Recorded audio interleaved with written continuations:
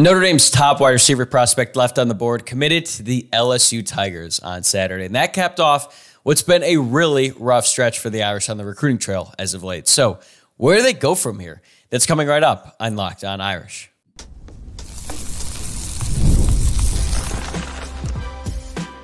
You are Locked On Irish, your daily podcast on the Notre Dame Fighting Irish. Part of the Locked On Podcast Network, your team every day. Hello and welcome to Locked On Irish, your daily Notre Dame podcast. And today is Tuesday, July 23rd. And thank you for getting your day started right here by making this your first listen of the day. I'm your host, Tyler Wojciak. I graduated from Notre Dame in 2018, and now I'm a producer at Fox Sports. And this show is free and available on YouTube and wherever you get your podcasts. If you are watching along on YouTube, this is your reminder to please like that video below, subscribe to the channel, or if you're on the go and you're listening to the podcast, please take a moment, rate the show 5 stars, leave a review, and subscribe there as well. Today's episode is brought to you by FanDuel. Make every moment more. As playoffs wind down, the sports stop sporting like we want them to. But this summer, FanDuel is hooking up all customers with a boost or a bonus daily. That's right. There's something for everyone every day, all summer long. Just visit FanDuel.com to get started. Okay, we have a lot to talk about today. And frankly, I'm not super pumped about what we have to talk about today, but so it goes in the offseason, right? If you are an everyday listener of the show, you know that from the very first day of the offseason, I said, there are going to be good days and there are going to be bad days. Well, lately, the bad days have been piling up for Notre Dame, specifically with wide receiver recruiting, because on Saturday, the top wide receiver target left on the board in the class of 2025, 4-star Derek Meadows out of Bishop Gorman and Las Vegas, committed to LSU, despite the fact that Notre Dame appeared to be in the lead on this recruitment for an entire calendar year, but it doesn't matter because they fell short once again. And look, this is a brutal loss for Notre Dame. There's absolutely no sugarcoating it, and I feel like with some recruitments, people act like the sky is falling, and I'm not going to act like that's the case here, but Derek Meadows was as much of a can't-miss prospect for Notre Dame than there could possibly be, and they still missed. Not only that, I believe it represents a much bigger problem for the program, and that is that wide receiver recruiting is in a really, really bad place. So by losing out on Meadows, you're just sort of piling on with what's been a growing problem, and now I think it's at its tipping point because now Notre Dame basically has to start from scratch with their wide receiver board with just under 5 months left to go before signing day. It's not something that's going to be impossible to come back from, but it's certainly not ideal for Notre Dame, and they're going to have to figure out things in a hurry. But let's focus on Derek Meadows to start because this is a big, big loss for Notre Dame. And if you're a fan of baseball, think of it as like a playoff baseball game. Notre Dame was in the lead for the first 8 innings. Then they bring in their closer, and then they give up a 3-run homer, and they lose the game. So it's a playoff baseball game, and playoff series are obviously more than just one game, but every single game is critical. And when you have the lead for almost the entire duration of a game, then you blow it at the end, it hurts even more. And that's what happened here with Derek Meadows because Notre Dame was on him very early. They got Derek Meadows on campus a year ago to camp in the summer, and Notre Dame immediately made him a priority before he became the 5-star prospect that we know him as now. He did not have nearly as much attention when Notre Dame first started looking at him. And on one hand, you're like, okay, wow, that's a good sign that Notre Dame has a real good eye for talent. But still, it doesn't really matter if they don't close the deal, and they weren't able to in this case. And, you know, from the outside, it felt like Notre Dame was doing everything right in this recruitment. Like I said, they got on him early. They made him a priority from the moment that he was on campus, and they continue to treat him like a priority for the next year plus. Not only that, they backed up their words with actions in the form of NIL. Based on what I've heard from different people and the different reports that are out there, Notre Dame was willing to play ball in the NIL space in this recruitment. I'm not going to get into the specifics or anything because, frankly, I don't know them, and I think that the real specifics of how much Notre Dame was willing to pay in NIL compared to other schools, we're never going to know an exact answer. But the real truth of the matter was that Notre Dame was in it in the NIL space. So it's not like fans can just say, oh, well, Notre Dame's not willing to throw around NIL money with recruits. I don't think that was the case here at all. Not only that, they just hired an offensive coordinator that led the best offense in the country at LSU, Heisman Trophy winning quarterback, and they have had 2 elite quarterback commits in back-to-back classes. CJ Carr, high 4-star recruit last year, and then Deuce Knight in this year's class. They did all of that and still lost. And it makes you wonder, where did it all go wrong? Based on what I've gathered, and again, some of the reporting that's out there, the tide really started to turn after Derek Meadows took his official visits in the summer. He visited Alabama and LSU, and I feel like the allure of playing in the SEC became intoxicating to Meadows and the family. And look, I get it. I've been to Alabama. I've been to a football game there. I've been to a couple, and it's a really cool environment. Have not been to LSU yet, but they won a national championship a few years ago, and even though the program hasn't really been to that level since, they have a couple other national championships as well. So I get that. Death Valley, one of the best college football environments in all of college football.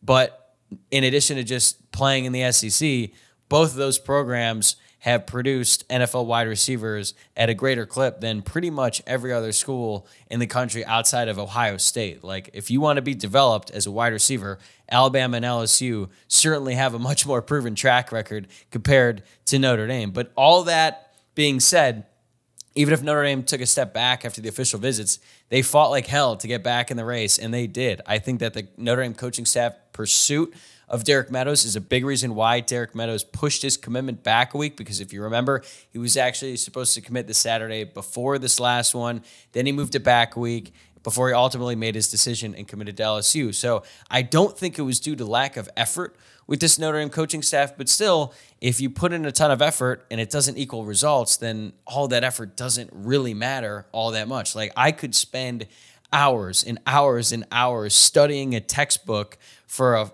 exam I'm going to take, but if I'm studying the wrong textbook and then I sit in the exam room and I'm like, wait a second, this has nothing to do with everything that I've been studying for in the lead up to this, and then I fail the exam, then all that time and effort spent studying doesn't really matter. And in the end, I think Notre Dame lost out to LSU because of LSU's proven track record of putting wide receivers in the NFL. I mean, look, they've got probably the two best wide receivers in the NFL, in Jamar Chase and Justin Jefferson, Odell Beckham, Malik Neighbors. Like, they put out a bunch of wide receivers in the NFL, and Notre Dame just has not done that nearly to the same effect that LSU has. And I also think that in addition to just the NIL money that LSU was offering, I think that their ability to market and elevate their stars across all sports at LSU really separated themselves in this recruitment. I mean, just look at some of the biggest stars in college sports over the past couple of years. Livy Dunn, Paul Skeens, Angel Reese, Jane Daniels, just to name a few. They all went to LSU, and I think that LSU is basically like a professional institution when it comes to marketing their athletes, and that became something that was really important in this recruitment. And, you know, we never really talk about Notre Dame struggling when it comes to being a national brand, but I do think that they can make improvements there, specifically marketing their own guys, because Notre Dame has not had any star player in any sport lately that is anywhere near the level of Livy Dunn, Paul Skeens, Angel Reese, or Jane Daniels, any of those names that I just mentioned. And they have to figure that out, because that is never something that should be a problem in Notre Dame when every single state, you know, they have people and alums all over, and people recognize Notre Dame. They need to be able to recognize their athletes as well. And I do think that this was a bit eye-opening for the program and the athletic department as well. So I think that they're going to have to get that straightened out. And I've seen fans pointing blame in a bunch of different directions for people on the Notre Dame coaching staff and recruiting world and all of that. And to be honest, I think that the blame goes all around. If we were going to do blame pie like they do on First Take, I think that it would be split pretty evenly. And to be honest with you, I think that Chad Bowden and Marcus Freeman are, you know, partially to blame in this recruitment, because they get all the credit when they land a top guy. They should be held responsible for when they lose out on one as well. I think that happened here, especially when you look at the fact that they led for so long and they still weren't able to get it done. That's a problem. Don't get me wrong. I also understand that Chad Bowden and Marcus Freeman have to make up for some of the problems that they inherited from the previous staff in terms of their lack of wide receiver production, and Del Alexander, the fact that he wasn't able to recruit really well. They didn't have a great hand when they started, but it's been a couple years now, right? I like the class of 2024, but look at the class of 2023. They might have gone 1 for 4 in that class. It's still too early to tell with KK Smith, so I should have just said 1 for 3 and 1 to be determined. I think Jaden Greathouse is absolutely going to be a hit, but Rico Flores and Braylon James are both gone, and that's a loss. Even if Rico Flores was good for the Irish last year, They have since moved on. Notre Dame was not able to retain them, and therefore that is not a win on the recruiting trail. I also think that Mike Denbrock and Mike Brown are responsible too, but I think that if you actually compare them to the other people that I mentioned, like I don't really blame Mike Denbrock and Mike Brown as much because they joined these recruitments halfway through. They had a lot of ground to make up as well because they didn't have these established relationships with Derek Meadows. And in the end, they just weren't enough. And I think, with Mike Denbrock, I think his whole allure and his recruiting pitch to all these guys is showing clips of what he did at LSU. And in this case with Derek Meadows, I don't think showing him clips of how good your offense was at LSU is really going to hit home quite as much if that's the school that you're competing against. Even though he's not there anymore, it's still just, it doesn't hit quite the same. So his pitch just didn't really land as well as Notre Dame needed to in this situation. And frankly, it doesn't really matter at this point because you can point fingers in a bunch of different directions. Like I said, it's not specific to one person. I think everyone is partially to blame in this situation. And now Derek Meadows is headed to LSU.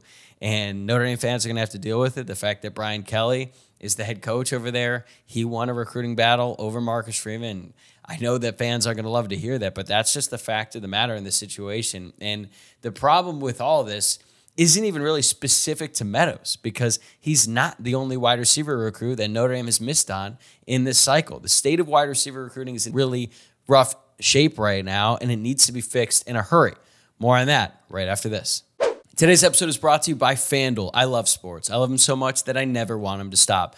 But as the playoffs wind down, we get fewer games, and the sports aren't sportsing quite like I want them to. But FanDuel lets me keep the sports going whenever I want. All I have to do is open the app and dream up bets anytime I'm in the mood. And this summer, FanDuel is hooking up all customers with a boost or a bonus daily. That's right. There's something for everyone every day, all summer long. All right, let's look at the current Major League Baseball standings and what we got on FanDuel. So right now, if you were to pick the AL division winners, the Houston Astros are favored to win the AL West at -135, whereas the Seattle Mariners, you can get them at +125. At the time of this recording, they are locked dead even in the AL West. The Astros and Mariners are tied. The Astros had an absolutely horrific start to the season, but have really bounced back, and now they are tied at the tops of the division. I think that everyone is probably penciling in the Houston Astros to end up winning the division.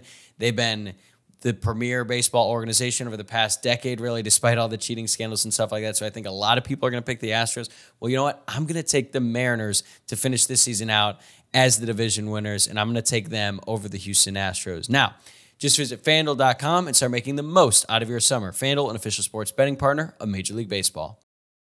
Another thing you'll know, if you've been listening to this podcast or just following Notre Dame recruiting as of late, is that Derek Meadows is not the only wide receiver prospect who picked a different school over Notre Dame. Last week, Dylan Robinson picked Washington over Notre Dame. Now, granted, Dylan Robinson is going to play defensive back for the Huskies, but they also missed out on Tanuk Hines, who picked USC, although I will give Notre Dame a little bit of slack with the Tanuk Hines recruitment. It did seem like they cooled off on him quite a bit at the end there, as well as some other schools like Texas didn't even really want him, despite the fact that Tanuk Hines plays in that state. So that one isn't as big of a loss as the others, but they really wanted Dylan Robinson. They really wanted Derek Meadows, and they did not get either of them.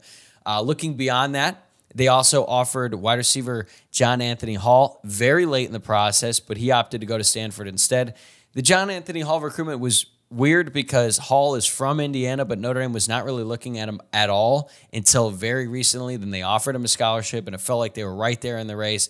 But then John Anthony Hall decided to go to Stanford. So that's not as big of a loss because it's not like they've been recruiting him for over a year now. But still, they put their hat in the ring, and then they lost out to Stanford, a team that they're going to play every single year. So in total, Notre Dame offered 24 wide receivers in the class of 2025, and they've landed 2 of them. 3 stars, Elijah Burris and Jerome Bettis Jr. I think Elijah Burris is a good pickup. Plaxico Burris' kid. He's pretty underrated. He could develop into a good developmental prospect, but he cannot be the centerpiece of your wide receiver class. He is not even ranked in the top 500 players nationally. So if he does end up being a really productive player, I would say the odds that happening are not necessarily favorable. And then Jerome Bettis Jr., okay, if they didn't get Jerome Bettis Jr., then sound the alarm because his dad is a Hall of Famer at Notre Dame. He's a legend. So I don't think they were really dealing with a ton of competition there for the rights to get Jerome Bettis Jr.'s commitment. So he was a lock no matter what. And I think you could basically say that they went 1 of 23 with wide receiver prospects in this class. That's terrible. That's so bad. Now they have to start from scratch in the class of 2025. And it doesn't really appear that they're in the lead for any significant wide receiver prospects in the class of 26 right now either. Now, again, very early. We still have a long way to go there. But considering Notre Dame likes to get in on guys very early on in the process, I feel like by this point you'd probably know if they were really focused on a couple guys and they were really high on their board, and then that prospect had similar interest in Notre Dame. It doesn't appear that way right now. Again, a lot of time. Things are going to change. But when you look at what they have right now in the class of 2025 and the lack of momentum in 2026, it's just in a really, really bad place. And this is where Mike Brown really has to show his worth on the recruiting trail because, as I said in the previous segment, I am not blaming Mike Brown for losing out on Derek Meadows. It is not Mike Brown's fault that Notre Dame has really struggled to develop wide receivers for years now. He came in and he basically had to just kind of pick things up where they were left off, and even though I think he's a really good developer of talent, so he gets a pass for Derek Meadows. Going forward, it is not going to pass. Because now, with all the recruits that Notre Dame goes after for the rest of this class, Mike Brown is going to be leading that charge. Now, obviously, he's going to have support from Denbrock Freeman and everyone else, but it's going to be through him. And this is where he really gets to show his worth and see if he's able to recruit despite some pretty adverse conditions, because it's not going to be easy. They're probably going to have to flip a talented player in less than 5 months. It's not ideal. It's not impossible either. I'm going to hold off on making any big statements about Mike Brown's recruiting ability even after the class of 2025. Like, if it ends up like they only get 3 guys in this class, Elijah Burris, Jerome Bettis Jr., and 1 other 3-star, I'm not going to feel great about Mike Brown, but I'm not going to be writing him off as a recruiter either because, as some fans have pointed out on message boards and things like that, Mike Mickens did not recruit super well at Notre Dame as soon as he started there, and a big reason for that is because Notre Dame was not producing very talented cornerbacks. They were not developing them for a long time. Then things started to change, and with that change in production on the field, Notre Dame started recruiting at a much better clip, and now that's one of the biggest strengths on the entire team. So I'm going to reserve my judgment for Mike Brown for a little bit later, but I also think that Mike Denbrock is going to have to take on a bigger role. And when you look at the coaching staff and the way that it's structured, I feel like Al Golden and Mike Denbrock are kind of like the elder statesmen, right? They're like the head coach of the offense, head coach of the defense. Marcus Freeman is going to handle a lot of the recruiting. Like, you don't hear a ton of prospects say, oh, I committed because of Al Golden. Al Golden plays a factor. His defense is obviously very good. He's one of the best defensive coordinators in college football. That's a big reason why Notre Dame signed him to a 4-year-long extension. And Mike Denbrock, same thing. They're considered more tacticians than great recruiters. But I feel like Mike Denbrock is going to have to really step up here because, you know, as great as it was that he did all those great things at LSU with his offense and Jane Daniels and Malik Neighbors, like, he didn't recruit those guys to play other than Jane Daniels. He helped get him out of the transfer portal. But Malik Neighbors, like Brian Thomas, those guys were high school recruits that he did not have to recruit. So he's going to step his game up, or he's going to have to step his game up a little bit at Notre Dame on the recruiting trail, and he's going to have to be really active. But when I talk about wide receiver recruiting, I understand that some people are going to point to the class of 2024, the guys that they brought in that cycle who look pretty good so far. That's true. I like that class. Micah Gilbert could be an impact player as a true freshman. Looks like he's really talented at 2 touchdowns in the spring game. I mentioned before when I did the wide receiver preview, I think he's going to be a serious contributor for the Irish this fall. It might not happen right away, but I think he's going to develop as the season goes along, and he's going to get more playing time.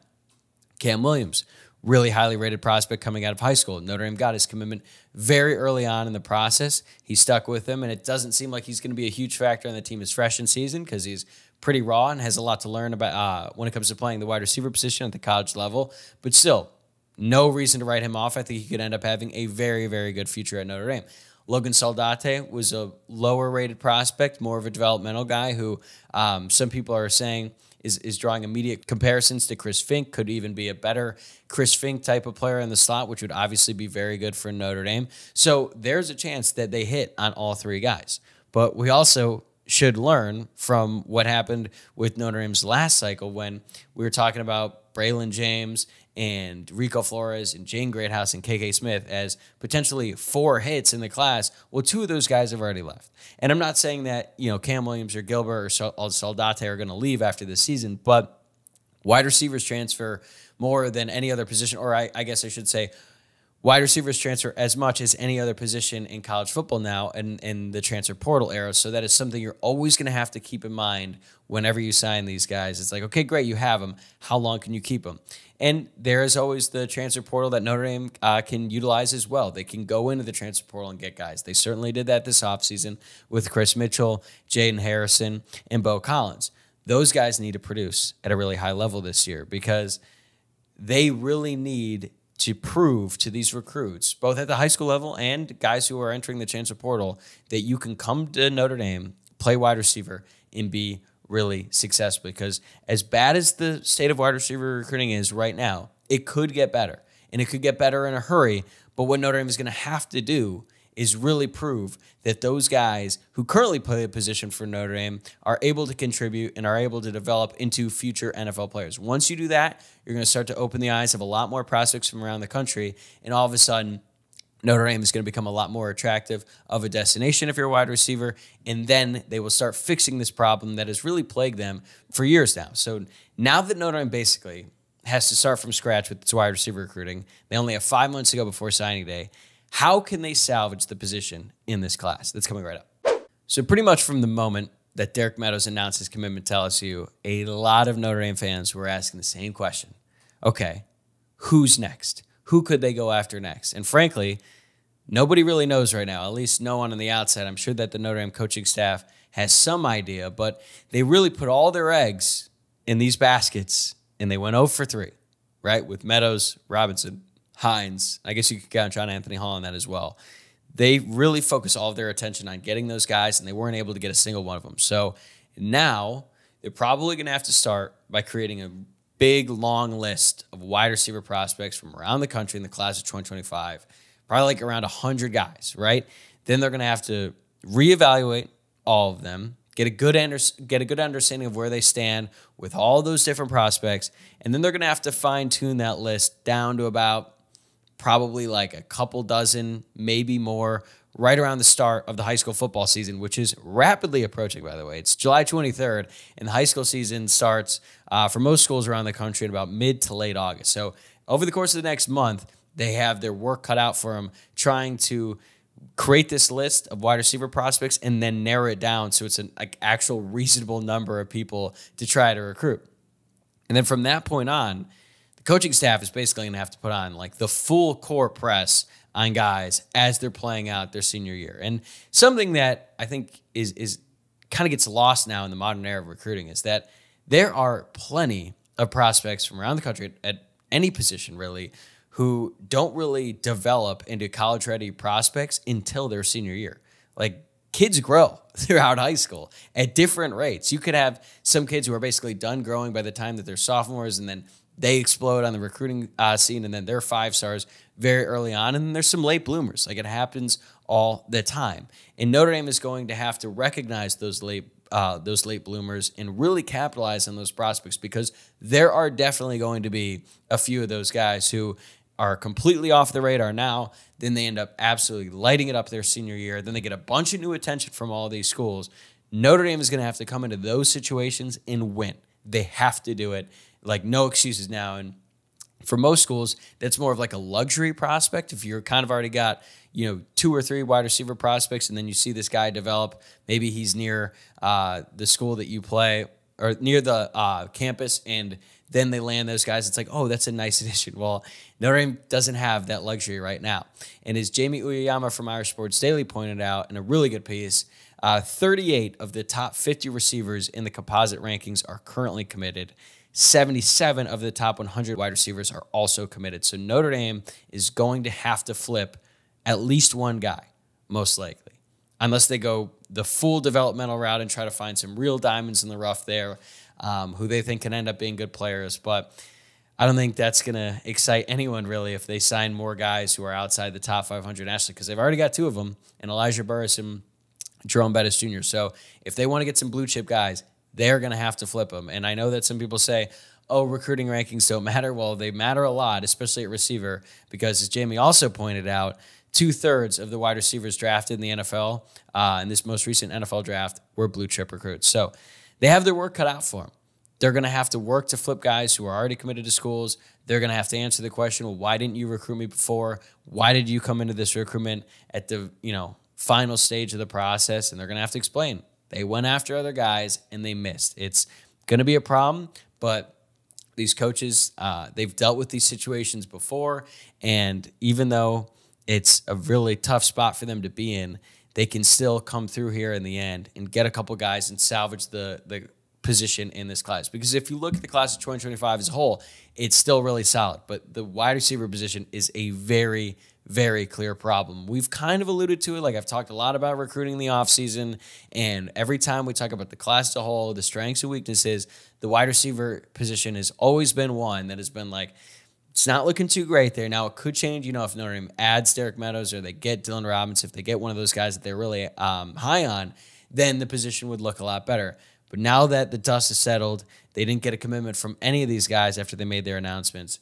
Now it is a very clear weakness, and it is something that they need to address in a hurry, because if they aren't able to do that and they end up finishing with all the guys who are currently committed, maybe they add one of those top linebacker prospects in Madden Framo or Nathaniel Owusu-Boateng, like that would be really good for the class, and it would be a good class overall. They'd probably be somewhere around the 10th ranked class in the country. I think Notre Dame fans would be excited about that, but there's always going to be that question of, man, what if they were able to land Meadows or Robinson or any one of these wide receivers? And then I think the biggest thing holding the class back, the thing that's going to drop them the most, is the fact that they haven't been able to get anyone at this position. And it's really just not excusable when you consider the fact that they have a commitment from a borderline 5-star quarterback in Deuce Knight, and they had C.J. Carr in the class before. And it's also the modern age of college football, when passing is a premium and every team in the country is passing the ball downfield. These quarterbacks are getting trained. Their wide receivers are getting trained. You look at the NFL, what positions are some of the highest paid in the sport? Obviously quarterback, but also wide receiver now is up there as well. And the fact that Notre Dame has not been able to get talented wide receivers in this recruiting class is a very clear problem. And like I said at the beginning of this, I know some fans are going to see this and be like, oh, like, just because they missed out on one prospect doesn't mean the sky is falling and you're overreacting and all of this stuff. Like, maybe you're right. Maybe they end up bouncing back and then they end up finishing with a strong class of wide receivers. I would say that's unlikely given the circumstances. I hope that if you are criticizing me and my reaction here, I hope you end up being right. But it's a problem, man, and I like to be as objective as possible on the show. When things are good, I say they're good. And if they're not good, I say, hey, this is bad. This is why it's bad. And I feel like I've done that today. Again, it's not the end of the world, but it's a real clear problem. And recruiting is the lifeblood of college football. And when you're recruiting at a premium position like wide receiver and you continue to come up short, people are going to start to notice. And it's going to become a bigger and bigger problem as time goes on and you continue to stack up those losses. Again, it's just been a couple bad days in the offseason. There's still plenty of reason to be excited about Notre Dame, what's in store. Fall camp starts in just over a week from today, and I am very excited about that. And as a matter of fact, tomorrow I'm going to be doing a deep dive in the Notre Dame offensive line. That position, ironically, it's been the biggest strength of the program throughout most of the past couple of decades. Now it's the biggest question mark going into the upcoming season. So excited for that show. That is going to do it for today's show, though. Thanks again for making Locked On Irish your first listen of the day. Plenty more great stuff coming your way the rest of this week. As I said, offensive line breakdown tomorrow. I'm hoping to have Kevin Sinclair from Irish Illustrated on later this week to talk more about the wide receiver recruiting issues and other big picture recruiting stuff as well before the season gets started here. And then hopefully Luke Smith is coming on at some point to do our biggest questions going into fall camp, storylines as well. So really excited about the rest of the week. Again, I know that this wasn't the happiest episode ever, but hey, sometimes it's not always happy. So thanks again for joining me here today. Remember, subscribe on YouTube and wherever you get your podcasts, and I'll see you all tomorrow.